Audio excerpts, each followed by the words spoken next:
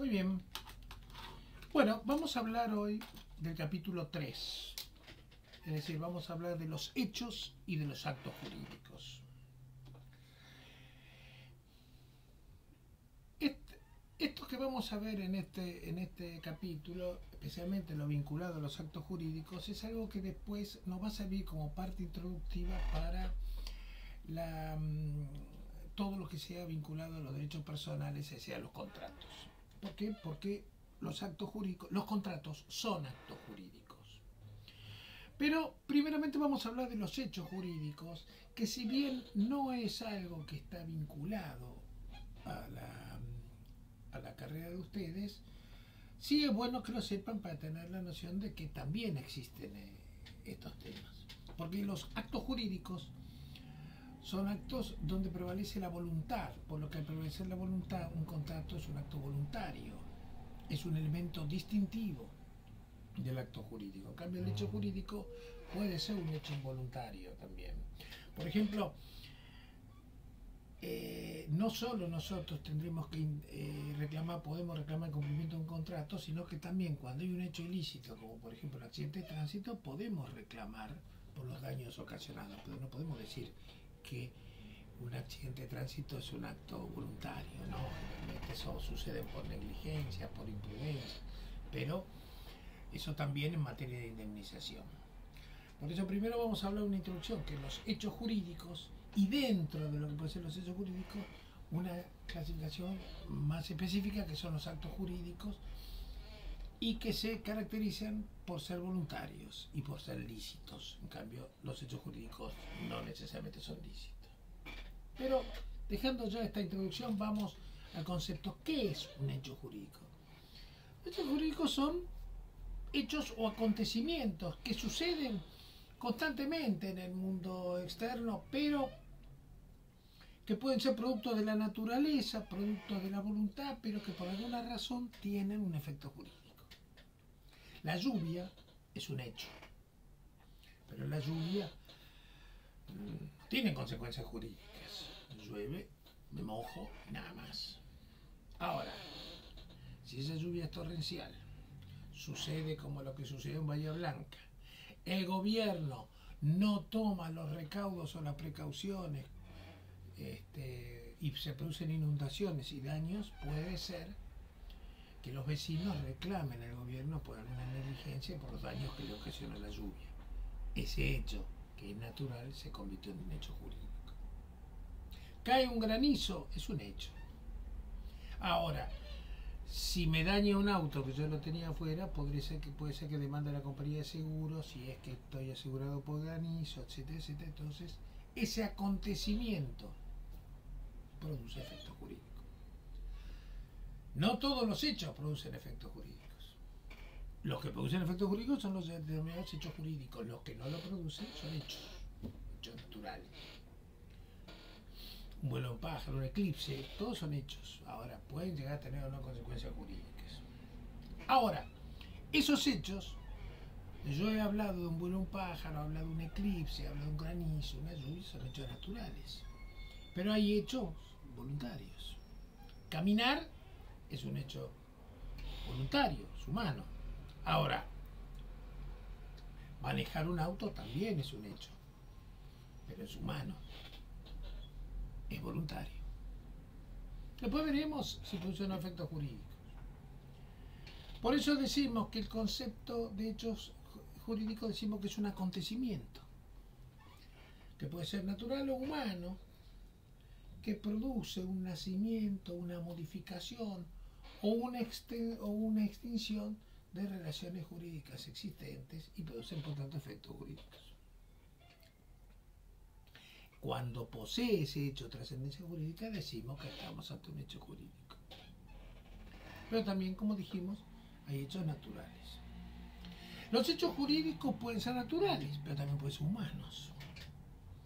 Así, por ejemplo, lo que yo ya había dicho con anterioridad, si yo manejo un auto, choco, va a tener efectos jurídicos, que me van a reclamar los daños que le he ocasionado a la persona con el choque.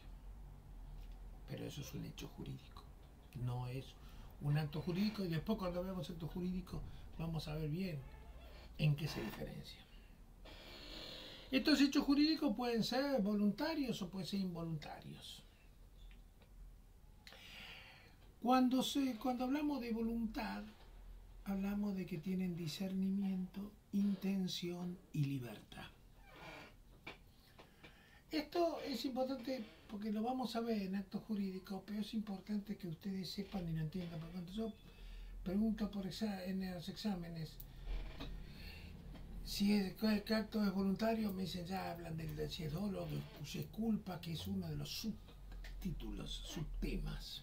En principio lo que tenemos que saber es que un acto es voluntario cuando es hecho con discernimiento, con intención y con libertad. Pero voy a ahondar sobre estos temas, sobre la voluntariedad cuando veamos actos jurídicos. Pero eso que voy a decir en actos jurídicos se aplica aquí también para hechos jurídicos, cuando hablamos de un hecho jurídico voluntario. Ahora, los hechos jurídicos tienen la característica de pueden ser voluntarios o involuntarios. ¿Por qué? Porque dijimos que los hechos jurídicos también pueden ser naturales, pueden ser humanos, producidos por el hombre, o pueden ser producidos por la naturaleza, una lluvia, por ejemplo. Si no son humanos, nunca pueden ser voluntarios. La voluntad es algo que va íncito en el hombre. Si no es hecho por el hombre, no podemos hablar de hecho voluntario. En cambio, los actos jurídicos siempre son voluntarios, porque siempre son humanos. El vuelo del pájaro, el granizo, la lluvia son hechos naturales involuntarios. Ahora, los hechos jurídicos también pueden ser humanos. Y dentro de los humanos pueden ser voluntarios o involuntarios. Porque uno puede producir un daño sin haber querido hacer ese daño. No fue voluntario. No tuvo intención. No hubo voluntad. Pero se hizo. Dentro de lo que son los voluntarios también pueden ser lícitos o ilícitos. ¿Por qué? Vamos a suponer una persona que escribe un libro. Es un hecho lícito. Voluntario, sí. Lo escribí porque quise. ¿Es lícito? Es lícito. ¿Produce efecto jurídico? No, no está destinado a producir ningún efecto jurídico. Porque vamos a decir, dejemos de lado lo de contratos de edición y eso. Pensemos que yo hago mi propia edición yo autor, y me hago mi propia edición del libro. No está destinado a producir efecto jurídico. Está destinado a satisfacer a mi público lector que le gusta mi novela de suspenso. Ahora supongamos que viene otro y hace un plagio. Yo lo registré como autor del libro, y alguien viene y hace, se invoca como que él es el autor y me plagia el libro y usa mi mismo argumento. Lo voy a demandar por plagio. Ese hecho, que era voluntario, que era lícito, pero que no producía efectos jurídicos, ahora produce efectos jurídicos. Ese hecho se convierte en jurídico. Y ya me voy a adelantar a algo que después lo voy a reiterar. ¿Por qué si es humano, voluntario, lícito, es un hecho jurídico y no es un acto jurídico? Si el acto jurídico es acto voluntario, lícito. Porque el acto jurídico, y acá me adelanto, está destinado desde el vamos a producir efectos jurídicos. Por eso decimos que un contrato es un acto jurídico. Porque en el momento que yo estoy firmando el contrato, ya sé que voy a transferir el dominio, que me van a entregar una obligación de dar suma de dinero, etcétera, etcétera. En cambio, cuando yo escribo un libro, no está destinado a producir efectos jurídicos, lo produce por el plagio que me han hecho. Entonces, volviendo a la clasificación de los hechos, podemos decir que los hechos son voluntarios o son involuntarios. Pero además debemos decir que son lícitos o ilícitos. Y dentro de los ilícitos podemos hablar de dolo o culpa. ¿Cuál sería un hecho jurídico ilícito, doloso y uno culposo? El doloso es cuando tengo intención de producir ese hecho. Voy manejando por la avenida y se cruza ahí delante mi suegra. Una oportunidad que me da la vida para sacarme a mi suegra encima. Apunto con el auto, ¡pum!, le paso por arriba. Fue un accidente, grito a todas las cuatro voces. Hay testigos y dicen, no señor, me quiso atropellar. Es un hecho ilícito doloso. Ahora, si yo atropello a una persona sin querer, va a ser un hecho ilícito culposo. ¿Por qué? Porque seguramente, salvo que no se lo considere culposo, habrá habido negligencia o imprudencia. La negligencia quizás si no había revisado los frenos, si no había hecho el audio de la BTV, imprudencia si iba a más velocidad de la permitida. Ahora, si yo iba a 20 en una avenida 40, crucé con luz verde, tomé todos los recaudos y alguien se cruzó, no va a ser, va a ser un hecho que no va a ser ilícito porque no fue ni negligente ni imprudente y luego no amerita indemnización alguna. Los hechos son jurídicos cuando son ilícitos, hechos con dolo o con culpa. Esto, ojo, es independiente de todo lo que sea el tema penal. Cuando yo hablo, le apunté a mi suegra y la pasé por arriba, estoy hablando de la indemnización civil, no estoy hablando de la pena por homicidio, que ese es otro tema que no es ajeno a toda esta materia, porque esto es derecho civil, no derecho penal. Entonces, sintetizando, tenemos que los hechos jurídicos pueden ser naturales, que siempre son involuntarios, o humanos. Los humanos pueden ser involuntarios. Por ejemplo, un hecho humano involuntario, decimos, de acuerdo a lo que dice la ley, que la persona que tiene menos de 10 años no tiene discernimiento para saber si algo está bien o está mal. Entonces no tiene discernimiento de lo que es lícito o ilícito, por lo que no va a tener responsabilidad. Quizás la tenga el padre por los daños que ocasione, por la responsabilidad parental, pero no la responsabilidad personal del chico. Entonces un chico de 9 años que tira una piedra a una ventana y la rompe, él personalmente no es responsable, no ha hecho un hecho jurídico ilícito, ha hecho un hecho que es involuntario, porque está hecho sin discernimiento, sin intención y sin libertad. Después los hechos jurídicos pueden ser voluntarios. Los voluntarios dentro de esta clasificación de voluntarios pueden ser lícitos o ilícitos, y dentro de los ilícitos tenemos los delitos o los cuasi delitos. Delitos son los que son dolosos y cuasi delitos son los que son con negligencia o con imprudencia.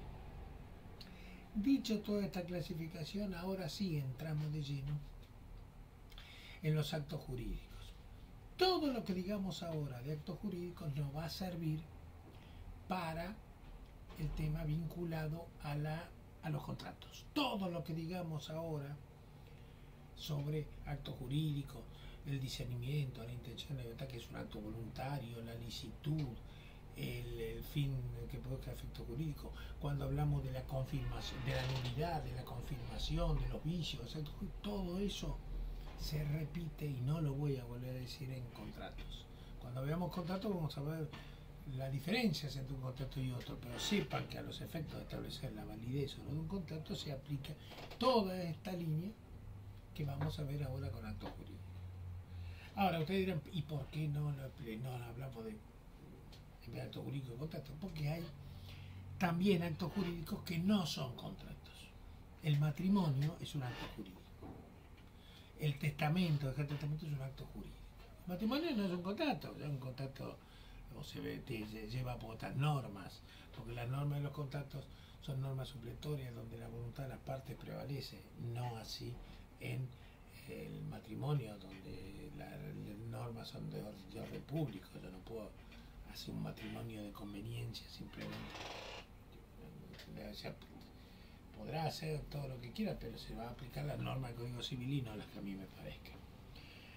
Pero es un acto jurídico, por eso cuando veamos matrimonio, leemos los impedimentos, vamos a ver que algunos son de nulidad absoluta, nulidad relativa, que se aplicará en los conceptos de nulidad matrimonio absoluta relativa, los conceptos de nulidad que vamos a ver ahora acá.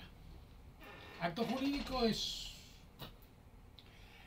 Los contratos son actos jurídicos, pero también hay otros actos jurídicos que no son contratos. Es un acto voluntario, lícito, que tiene por fin inmediato producir efecto jurídico, la adquisición, modificación o extinción de relaciones o situaciones jurídicas existentes. De manera que nunca puede ser involuntario. Al decir que el acto jurídico es un acto voluntario, siempre estamos en un acto humano. Jamás un acto jurídico puede ser producido por la naturaleza, lo produce el hombre. Y para que tenga validez tiene que ser voluntario.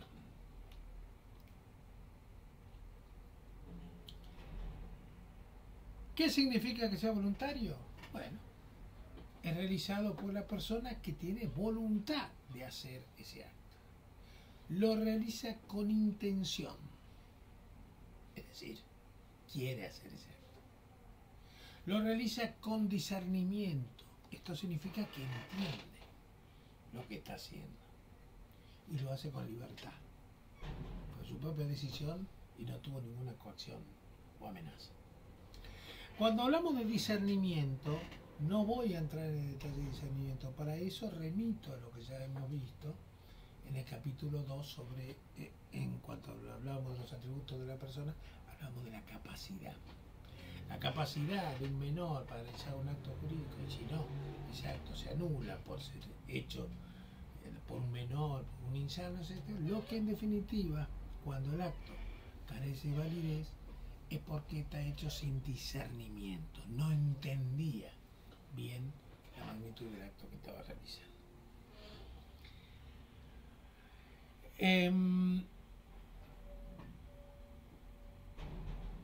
Además, debe ser lícito, esto es, que tiene que ser estar dentro de la ley. Nadie puede ser obligado a hacer lo que la ley no prohíbe. Entonces,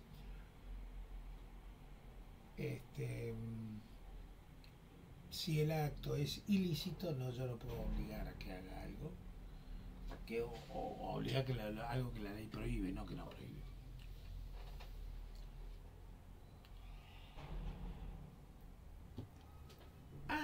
Muchas veces se habían entendido también como contrario a la moral y buenas costumbres.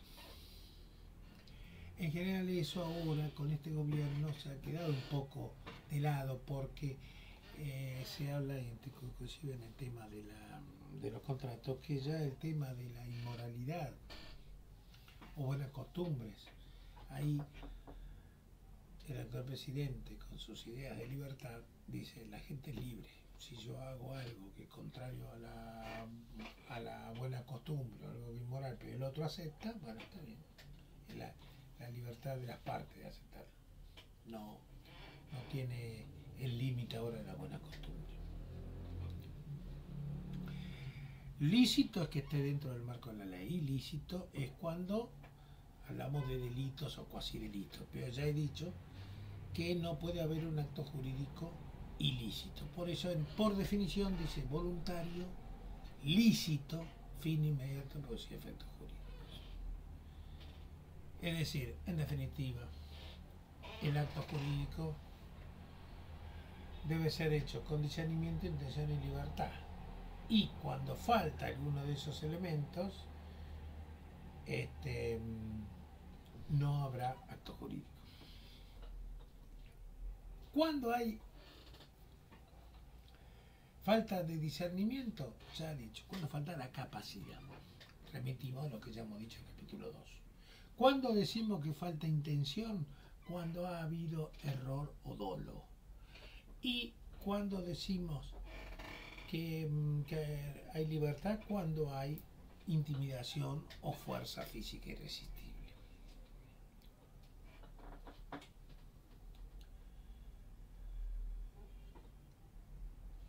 Discernimiento, intención y libertad son las tres patas que necesarias para que el acto sea voluntario. Si falta alguno de esos elementos, en el razonamiento jurídico que se debe hacer es porque la persona actuó sin discernimiento, entonces su acto fue involuntario. Y si el acto es involuntario, falta uno de los elementos necesarios del acto jurídico, la voluntad. Entonces se debe anular el acto. Si lo mismo pasa si en vez de faltar no tener discernimiento, falta intención. ¿Cuándo decimos que un acto es hecho sin intención? Cuando ha mediado error o dolo. ¿Cuándo decimos que hay error? Cuando la persona dice, uy, me equivoqué. Ahora, ustedes tienen que pensar que siempre el que va a declarar la nulidad del acto es un juez. Entonces el juez, que va a tender siempre a buscar la validez del acto, tampoco come vidrio. Entonces va a decir, ojo, que en una de esas no es que faltó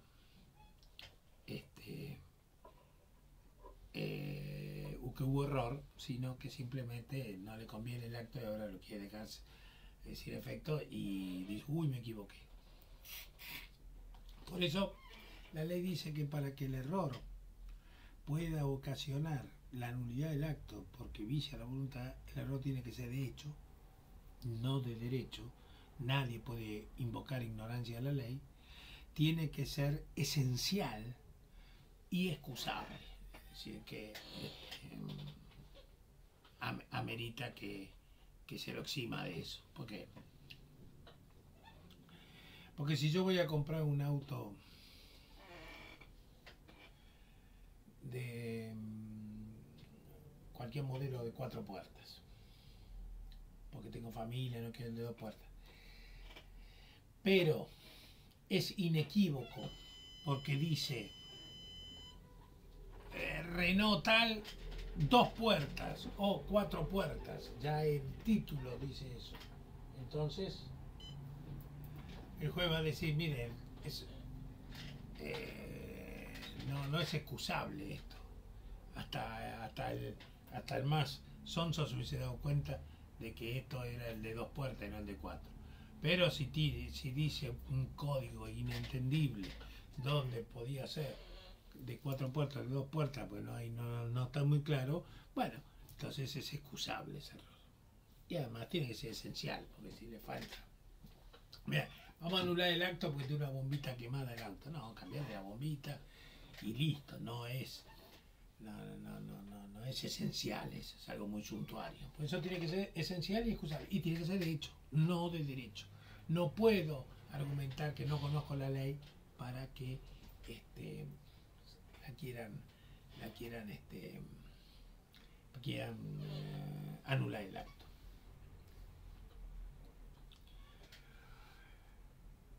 Eso es la falta de discernimiento y la falta de intención por error. Pero también puede haber falta de intención por dolo.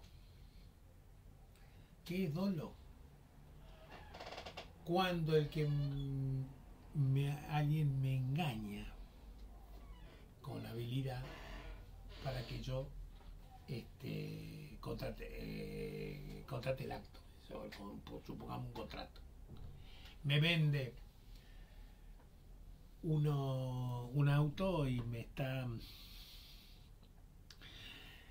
lo disfrazó muy bien, pero tiene motor quemado, se le tapan los ruidos con trapos en el carburador, es decir, hizo todo un ardito engaño para engañarme, y que era al normal de la gente lo podía engañar eso. Bueno, eso ya lo hace que es una conducta dolosa. Ahora, no es una conducta dolosa un argumento de un vendedor. Si yo me compro un traje y después resulta que ese traje me va un poco chico, el color no es el que después yo pensaba, pero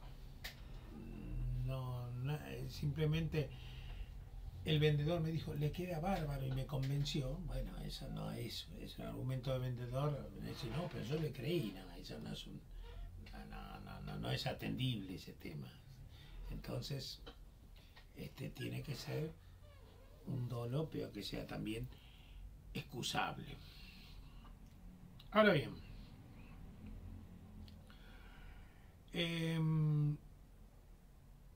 esto, el otro tema que va a aparecer ahí es el de la libertad. Entonces ya tenemos que falta de discernimiento, vicia la voluntad. La falta de intención hecho con error o con dolo, vicia la voluntad. Y ahora tenemos el tema de la falta de libertad. La libertad que yo tengo como para poder contratar. Pero si yo soy sometido a una fuerza física irresistible o una amenaza injusta, supongamos, secuestran a un hijo y dicen que si no firma el contrato lo van a matar, ¿vale? Entonces es una coacción injusta. Ahora, si a mí me amenazan de que vendeme el auto, si no te voy a embargar tu casa por la deuda que tenés conmigo, eso no lo puedo considerar que es una amenaza, ¿no? Una amenaza tiene que ser algo ilegal. Si te dicen, vendeme el auto, si no te embargo, bueno, pero ¿por qué te embargan? No, porque te amenazan con la venta del auto, sino que te embargan porque vos tenés una deuda con otra persona. Entonces, eso es una amenaza de algo legal, que vos podías evitarlo si él le vendías el auto. Bueno, no querés mandarlo, listo. Embargáis a otra cosa.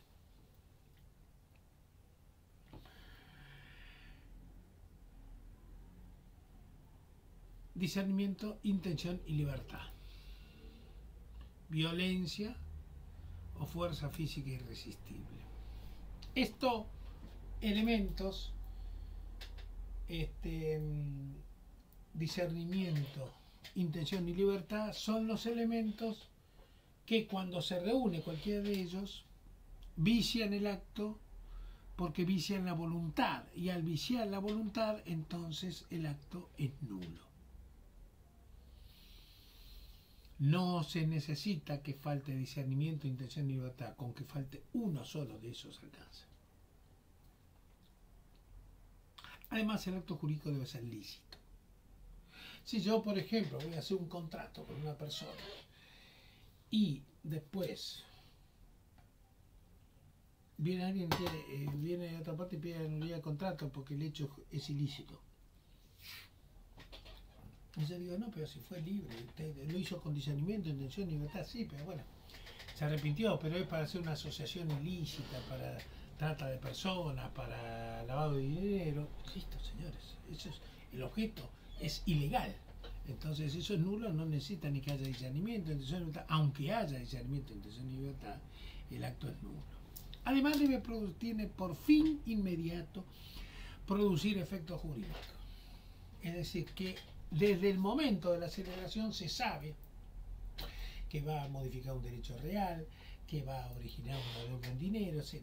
Tiene efectos jurídicos desde el vamos. No es como el autor que escribió el libro, que el efecto jurídico aparece porque alguien se lo quiso plagiar. No necesita que nadie haga ninguna irregularidad.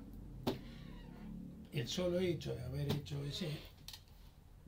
cualquier contrato genera un efecto jurídico, por lo que eso es un acto jurídico. Por fin inmediato, producir efectos jurídicos.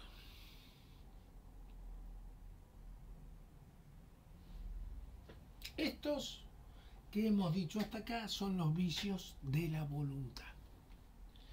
Ahora bien, vamos a ver ahora vicios que son propios de los actos jurídicos. Ya no es el elemento voluntad el que acá está en juego, o si es lícito o si no es lícito. Puede ser un acto voluntario, lícito, fin inmediato, producir efectos jurídicos, pero está viciado. Y es un vicio que no es de la voluntad, pero es un vicio propio de los actos jurídicos y ya no debe anular el acto. ¿Cuáles son estos vicios? El primero, el que vamos a ver, es la lesión. Lesión es cuando yo, supongamos, me aprovecho de un estado de necesidad de una persona, de una debilidad psíquica o de su inexperiencia para realizar un acto jurídico que claramente lo va a perjudicar a él y me va a beneficiar a mí. Esto hay que diferenciarlo, aunque se asemeja mucho al vicio de la voluntad producido por dolo. Porque cuando tenemos un dolo, yo, vendedor, me estoy aprovechando y engañando a una persona para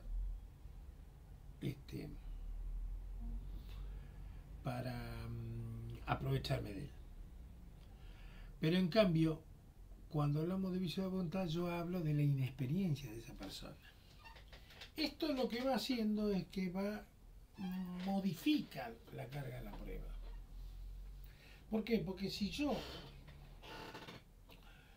no pruebo mi inexperiencia, y para pedir la nulidad del acto, el juez va a tener que tiene que analizar que haya tenido un ardid lo suficientemente engañoso como para engañar a una persona normal. Ahora, en cambio, cuando tenemos una persona que capaz que tiene esa debilidad psíquica, una necesidad económica grande, una inexperiencia total, entonces capaz que el juez no va a ser tan exigente en que muestre el ardid. Simplemente con que muestre un pequeño ardid dirá, no, se aprovechó de la debilidad psíquica de esa persona. Por eso ese es el vicio de lesión, similar al de dolo, pero con una menor exigencia para que se declare la nulidad del acto en la medida en que se acredite ese estado de necesidad o ese estado de debilidad psíquica. El otro tema es la simulación. Simulación es un acto jurídico que importa un acuerdo entre ambas partes de celebrar un acto y exteriorizar una declaración distinta a la del acto que celebraron. Porque puede no haberse celebrado ningún acto y simular que hubo una transferencia. Puede ser que yo haya hecho una transferencia y simulo que hubo una donación o al revés. Entonces, la simulación también podrá tener una clasificación de SEO absoluta o relativa. Absoluta es cuando simulo la realización de un acto, pero en realidad no hice nada. Supongamos, yo tengo este celular y simulo que se lo vendo a uno de ustedes. Y en realidad me lo estoy quedando yo. Ahora, si yo simulo que se lo vendí y en realidad se lo estoy regalando al revés, es una simulación relativa. En absoluto, no tiene... el acto que se realiza es totalmente... es un acto totalmente falso porque en realidad no estoy haciendo nada. Pero también se puede hablar hay otras clasificaciones de simulación lícita o ilícita. Yo en mis años de estudiante nunca entendía bien esta clasificación, porque dije, ¿cuándo un acto simulado va a ser lícito? Si siempre, aunque sea, tiene como finalidad esquivar al fisco, pero no por a título de qué lo es. Lorenzetti, que es el ministro de la Corte y actual ministro de la Corte, y fue el autor uno de los autores del Código Civil y Comercial nuevo, que se sancionó en el 2015, y en su tratado donde comenta este código, puso un ejemplo de simulación lícita, que es el único que hasta acá conozco y se me ocurre, entonces repito el mismo ejemplo.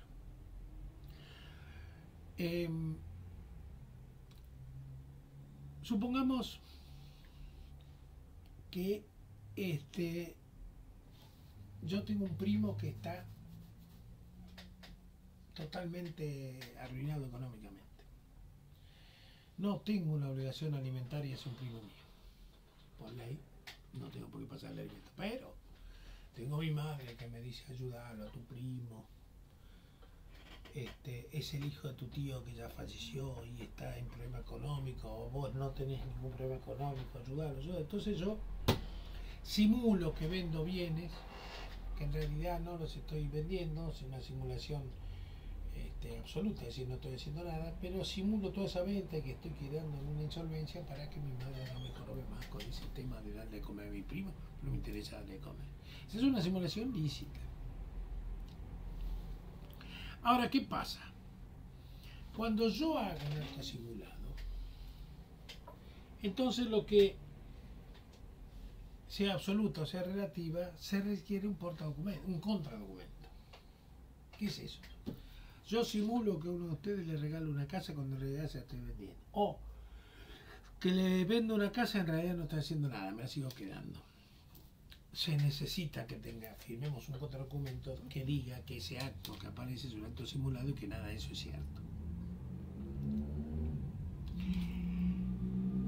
La carga de la prueba, en un caso de simulación, es el contradocumento.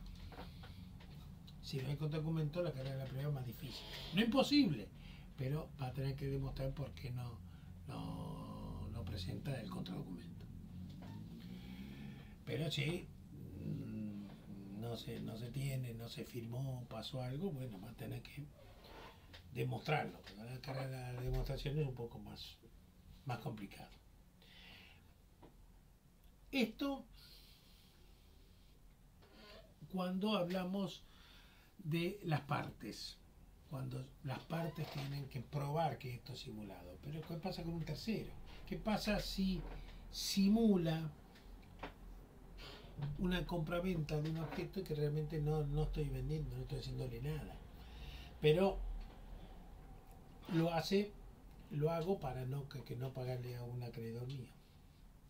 Si ese acreedor percibe que es acto simulado, con cualquier medio de prueba podrá demostrar o tratar de demostrar que ese acto es simulado. Por ejemplo, una forma de probarlo es si es capaz que una venta de un inmueble y yo sé por distintas razones o pido un oficio a la FIP y veo que no tiene el poder adquisitivo para adquirir esa propiedad. Entonces presumo que es simulación. El juez le va a decir: pruebe que no es la simulación. Probado por todos los medios de prueba, va a producir la nulidad del acto y se retrotrae al momento de la celebración del acto. Es un vicio propio de los actos jurídicos, al igual que el de vicio de lesión. Y el otro vicio es el del fraude. El fraude tiene una particularidad y esa particularidad amerita que ustedes pongan mucha atención porque a veces produce confusión. No produce la nulidad del acto, produce la inoponibilidad del acto. ¿Por qué? Porque el acto es válido, pero no produce efecto frente a determinada persona. Distinto de los vicios de la voluntad, simulación, vicio de lesión que produce la nulidad. ¿Qué es esto? Vamos a un ejemplo. Se tienen que dar ciertas circunstancias. Una,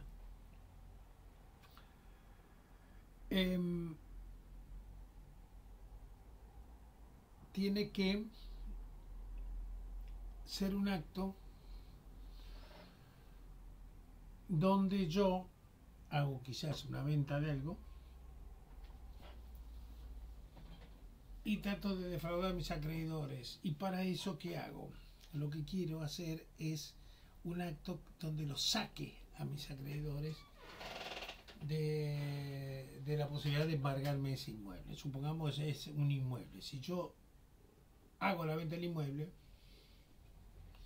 cobro la plata, después la plata se licúa, no me la puede embargar. Entonces, no hago un acto simulado, sino un acto fraudulento. ¿Qué es esto? Primero tiene que ser que el acto que realizo, quizás una venta, es para provocar mi insolvencia o agravar mi insolvencia. Porque si no, no quedo insolvente y hay otros bienes, entonces el acreedor mío se podrá cobrar de los otros bienes. Pero yo, como lo que no quiero que cobre nada, entonces vendo lo que tengo, el dinero lo meto bajo el colchón, no me lo agarran más, y yo vendo para descapitalizarme. Ahora, tiene una particularidad, se lo vendo a uno, a X personas, diciendo, mira qué buen negocio que hace porque lo estoy vendiendo barato, pero esa persona sabe que estoy queriendo defraudar a mis acreedores. Entonces, si sabe que quiero defraudar a mis acreedores pueden pedir denunciar el fraude y la inoponibilidad del acto. ¿Qué significa? Que esa venta que yo le hice a esta persona, si bien es válida, no tiene efecto frente a esa persona que reclama. De manera que si el comprador satisface la deuda del que hizo la demanda, ya el acto jurídico que se realizó adquiere total validez y no voy a plantear ninguna nulidad y que vuelva el bien al patrimonio mío del vendedor, porque es un acto inoponible.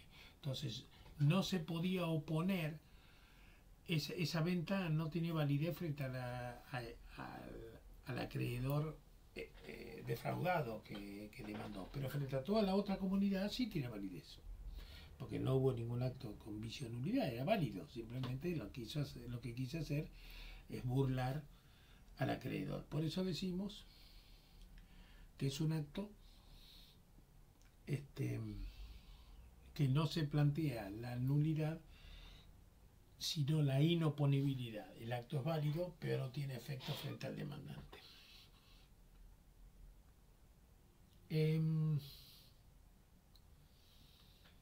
Este es el acto de fraude y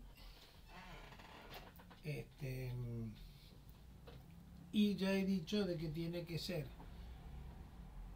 el fraude debe ser anterior a la realización del acto fraudulento, es decir, de manera que produjo la insolvencia o la agravo, pero el acreedor tiene que ser anterior, y además a quien le vendo eso, el cómplice en mi maniobra fraudulenta, tiene que conocer y hacer la trampa en conjunto con el que quiere defraudar, no es que un comprador de buena fe. Los sujetos que van en esto, que son los elementos de los actos jurídicos, primero tenemos el sujeto. A los sujetos son las partes, que las partes son los interesados que han realizado el acto jurídico, o también sus herederos universales en caso de muerte, porque tienen que continuar con el acto. Los otorgantes, ¿quiénes son esos? Son los que prometen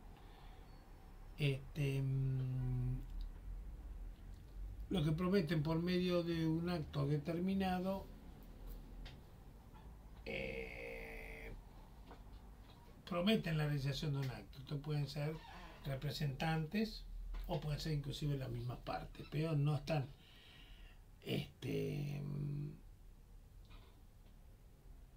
no son en ese momento parte del acto, sino son gente que acercará a la parte para firmar este contrato. Además, los representantes, que ya no son los que acercan a las partes, sino los que los representan, le dan poder, las personas que le dan un poder para que los represente en cualquier acto jurídico, una compra-venta, etc. Los terceros son los acreedores o sucesores singulares, que son los que se pueden llegar a oponer, pues son acreedores, o también porque son por muerte de una persona, entonces son los sucede, no, esos son sucesores universales. Pero un sucesor singular, si yo por ejemplo vendo algo que ya se lo había vendido antes a otra persona, entonces esa persona, ese tercero va a ser más que interesado y va a intervenir en el juicio. Además, los que intervienen en el acto pero no son parte en el acto, por ejemplo un escribano. Los escribanos pueden ser parte en un acto jurídico, pero mejor dicho, pueden intervenir en un acto jurídico pero no son parte. Esto en cuanto a los sujetos. En cuanto al objeto, decimos que los objetos deben ser determinado o determinable. El objeto es cosa. La cosa que va a ser objeto de un acto jurídico debe ser determinado o determinable, de existencia posible. No hay ningún problema de que sea una cosa fungible. Una cosa fungible puede ser parte de un acto jurídico. Puede ser determinado o determinable. Tiene que ser de una existencia posible. Por eso, cuando se habla, por ejemplo, de un hecho imposible, no puede ser materia de un contrato. Si yo quiero decirle a una persona, bueno, yo te compro esto, pero si vos me pintás el cielo de rosa, de manera que yo cuando me levante a la mañana vea todo el cielo rosa y no se lee. Imposible. Entonces, eso, cualquier cosa, el hecho que integra un acto jurídico no puede ser imposible, no puede ser prohibido por la ley, que ya lo hemos dicho. Una asociación ilícita, crear una sociedad para delinquir, etcétera. No puede ser contrario a la moral, aunque esto ya hemos dicho que está ahora en el decreto de necesidad de urgencia 70/23, que por ahora sigue vigente. Ya tuvo rechazo de la Cámara de Senadores, pero se tienen que pronunciar ambas cámaras y todavía el diputado no se ha pronunciado, entonces sigue vigente. Entonces lo de contrario a la moral no sería aplicable. No puede ser lesivo ni contrario o ajeno a la dignidad humana. Ya dijimos lo de contrario a la buena costumbre del orden público, o que no estuviese prohibido por ley, como puede ser una hipoteca, etc. El otro elemento, además de los sujetos y el objeto, es la causa. Causa es la causa fin, la finalidad que tiene un acto. Por eso, cuando yo, por ejemplo, demando el cumplimiento de un contrato y ese contrato ya se cumplió porque ya se pagó, el razonamiento jurídico es: no, esto no es procedente porque le falta causa. El sujeto que reclamaba estaba bien, era el acreedor. El objeto era correcto, estaba reclamando la entrega de una cosa que era fruto de un contrato, pero la causa no existía, porque la causa fin era la entrega de la cosa a cambio de la suma de dinero y ya se habían producido la finalidad de ese contrato. Cuando la causa fin no se produjo, entonces hay un elemento. Y si eso, y ya me adelanto a lo que se va a ver en obligaciones, si por ejemplo la causa está, pero está prescrito, pasó el tiempo para reclamarlo, entonces ahí se da lo que se da una obligación natural. Si la pagas, también paga, porque hay causa. Pero si no la paga la obligación y se lo pone a prescripción, está bien, porque la prescripción, cuando se invoca la prescripción, no tiene acción, posibilidad de juzgarlo, pero sí tiene, sí, la obligación está, porque hay causa pendiente. En cuanto a la forma y prueba de los contratos, hay total libertad de formas. Inclusive ahora, lo vamos a ver en el capítulo 5 con los contratos modernos. Los contratos modernos hacen de que se hacen el consentimiento no necesita ni que el contrato sea por escrito, que sea un doble ejemplar, etcétera, etcétera, firma de ambas partes. No, si se puede celebrar un contrato sin ni siquiera, no solo redactar, simplemente ni se ven las personas, son contratos de adhesión. Puede ser también un tema de un compra en Ticketek de una entrada para un teatro, fíjense. Entonces ya ni siquiera se requiere se celebren dos personas enfrente, intercambiar los contratos, la firma de uno de otro. No, ya todo esto está pasado. Por eso se habla de un instrumento privado, pero con total libertad de formas. Eso sí, hay algunos que requieren instrumento público. Esas son las escrituras públicas. Vamos a ver que en las compraventas de inmuebles se requiere instrumento público, pero ¿para qué? Para escriturar. Si se hace por instrumento privado, sirve como prueba para obligar a una escrituración. Esto lo digo porque hay ciertos actos que se tienen que hacer en forma pública y el no cumplimiento de la exigencia de instrumento público que requiere la ley produce nulidad del acto.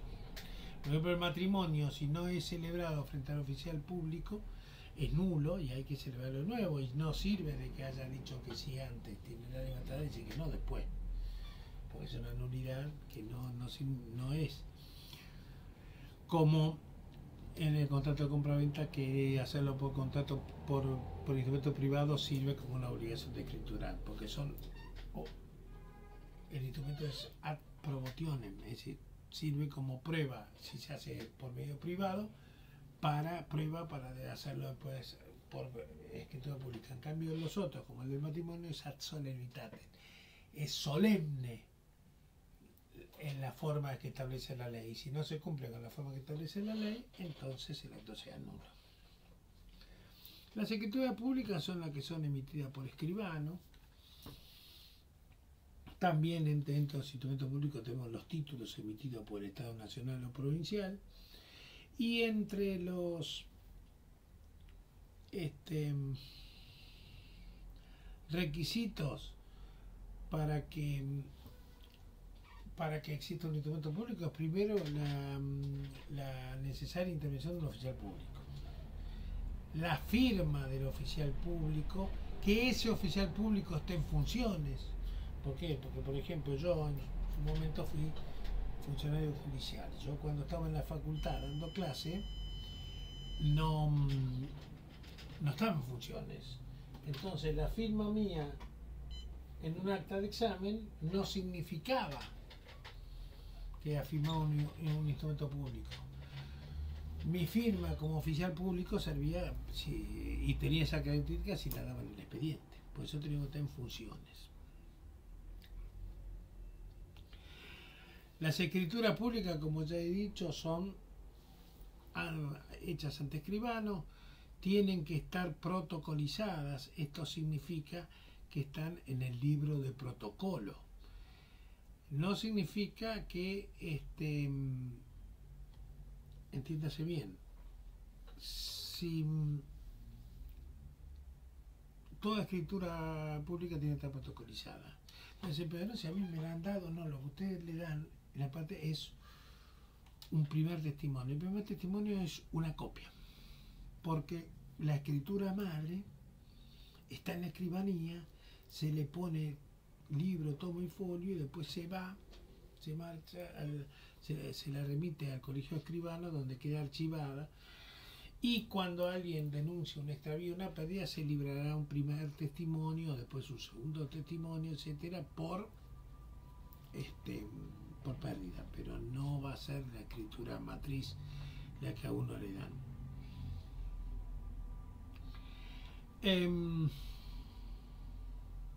Son requisitos que el instrumento público sea hecho por un oficial público, que sea firmado y que esté en funciones, como ya he dicho. La escritura pública tiene que estar protocolizada, están asentadas en el libro de protocolos, libros que son rubricados por los escribanos, que tiene que ser esta escritura escrita en idioma nacional.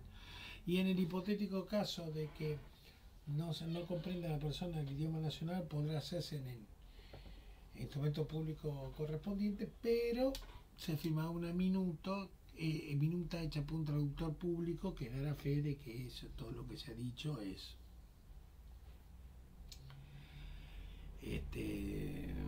correcto, para lo cual va a ir haciendo una traducción de lo que se estableció en la escritura pública. Bien, ¿cuáles son las partes que constituyen este instrumento público? Las partes en la escritura pública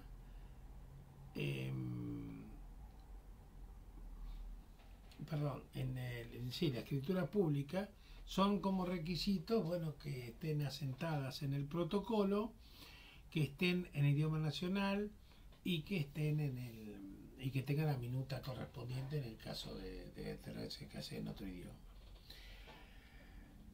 En la escritura pública tiene un encabezamiento que va a tener el número de escritura, el lugar y fecha en que ha sido otorgado, nombre y estado familiar de la persona, el domicilio, y que el escribano hace plena fe que conoce a las personas que están firmando. Tiene que haber una exposición donde se va a hacer una descripción o una mención de qué es el acto jurídico que se realiza, es decir, una compraventa, una locación, etcétera. Una estipulación que va a ser la declaración de voluntad, donde fulano de tal se compromete a venderle a fulano y el otro a entregar una determinada suma de dinero, etcétera, etcétera. Y además después el pie o cierre de la escritura, en donde se debe salvar todos los errores que se pudiesen haber cometido, y firmarán después todas las partes en un orden equivalente, ¿no? en un orden ya previsto, ¿no? Tenemos las copias o testimonios, que ya le digo que son copias, pues los testimonios son copias, que hacen plena fe, pero que si no coinciden con la escritura matriz, se tendrá por válida lo que dice la escritura matriz. En caso de pérdida, entonces se habrá un segundo testimonio. En cuanto a los instrumentos privados, tienen que tener firma y fecha. Si no sabe o no puede firmar, debe dejarse constancia con la impresión digital, pero con la presencia de 2 testigos, porque naturalmente la impresión digital puede tomárselo a una persona que está inconsciente, ¿no? Se admite una variedad de firmas, como puede ser firma manuscrita, firmas con signos que identifiquen al lector, firma con la impresión digital, la firma a ruego, que con presencia de 2 testigos, etc. También la firma electrónica. Y está la firma en blanco, que la firma en blanco se puede impugnar el contenido de lo que se completó en la escritura, pero hay una presunción de validez. Por eso siempre yo digo, no dejen firmas en blanco. Cuando daba clases de forma presencial y me entregaban los exámenes, yo se los recordaba a cada alumno. Usted me firmó al pie de página, me dejó 10 renglones en blanco. Ojo que yo le puedo poner, páguese al profesor la suma de tantos dólares y usted va a estar obligado. Se reían, pero en el fondo es así. Por eso yo les decía, o firman apenas terminan lo último que escribieron como continuación del renglón, o anulan la página y firman al pie, pero nunca dejen el espacio en blanco. Puede haber fecha cierta. Fecha cierta en un contrato no significa que sea una fecha determinada, salvo que se pueda determinar, pero sí puede ser un acontecimiento que determina que no puede ser posterior a esa fecha. Por ejemplo, si uno de los firmantes murió.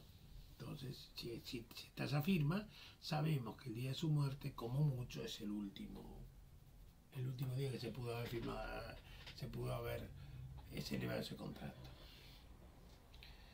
Tenemos después los documentos electrónicos, que son los emanados en computadoras, celulares o distintas formas informáticas, y se habla de soporte, se cambia entonces el soporte papel por el denominado soporte bits. Y además tenemos el domicilio electrónico. Perdón, el documento electrónico, que es como toda representación de forma electrónica de un hecho que es jurídicamente relevante y que puede ser, dice la ley, susceptible y que tiene que ser susceptible de ser recuperado en una forma humanamente comprensible. Si yo, la única forma es hacerlo con www y cualquier otro tipo de forma o documento electrónico, pero no lo puedo llevar a un castellano entendible, entonces no será válido. Hay distintas clases de documentos electrónicos, pueden tener con firma digital o firma electrónica. Firma digital tiene una mayor validez, una presunción de validez como la de una escritura pública. ¿Por qué? Porque se está garantizando la autoría de su titular por un órgano que requiere necesariamente la intervención previa de una autoridad estatal. Si no está asentado eso en una autoridad estatal, no tendremos firma digital si no tenemos firma electrónica, pero la firma electrónica tiene un valor probatorio menor, porque la firma electrónica es la que se entiende como firma elaborada por uno, donde es hecho con cualquier tipo de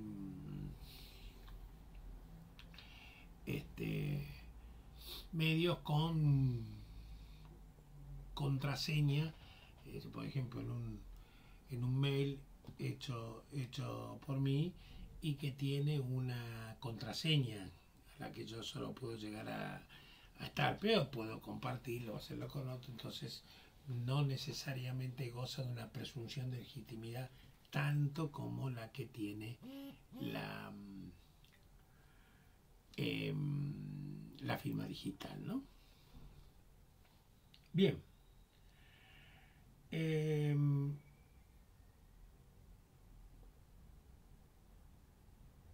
Bueno. Sobre los instrumentos públicos me había olvidado de decir que tienen que estar hechos por el escribano, pero además tienen que estar sentados en el libro de protocolo y son requisitos de esta escritura pública que, si bien puede ser mecanografiada o manuscrita, tienen que estar asentadas en el libro de protocolo, sellados, y tienen que estar sellados y rubricados por el colegio de escribanos, y el idioma necesariamente tiene que ser redactado en idioma nacional, y si se requiere hacerlo en idioma extranjero porque no comprende el castellano un nuevo firmante, tiene que ser en una minuta que se va a adosar a la escritura pública, y esa minuta tiene que ser hecha por un traductor público nacional. Bien. Ya hablamos de los documentos electrónicos, pueden ser con firma digital y también puede ser sin ningún tipo de firma, de los que hemos hablado de, por ejemplo, los Ticketek, comprar un Ticketek, comprar una entrada para cualquier espectáculo, no tienen firma alguna. Además hay otros documentos varios que ya son con registros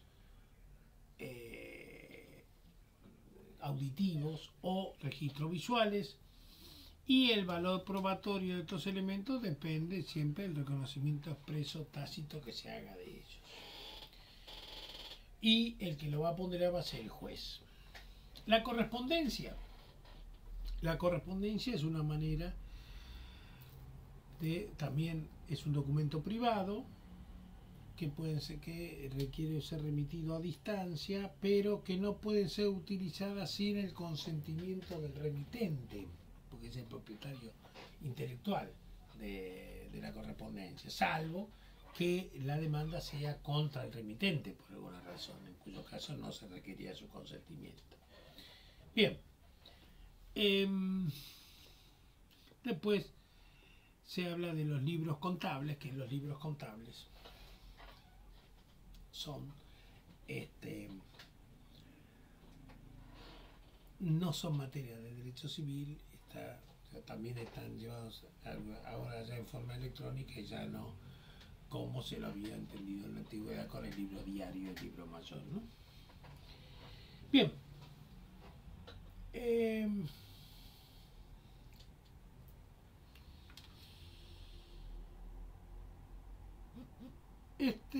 Con esto terminamos esta primera parte de la materia, del capítulo.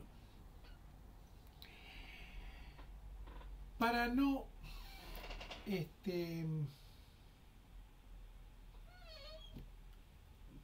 ser tan sobreabundante en esto, ya llevamos 1 hora de grabación, voy a parar acá la grabación y después voy a hacerle otra grabación con los otros temas con el que vamos a completar el capítulo 3, porque como son temas también inclusive muy importantes, no quiero que porque ya la atención se va a ir disipando, perdiendo por el tiempo que transcurrió, se pierda esto, porque el tema de modalidad de los actos jurídicos y nulidad, especialmente el de nulidad, es un acto muy importante que quiero que lo atienda muy bien. Entonces vamos a interrumpir acá y después en otra grabación que será, seguramente se hable de capítulo 3, segunda parte, ahí hablaremos sobre estos temas con los que completamos el capítulo 3. Bueno, nos vemos entonces en la próxima grabación.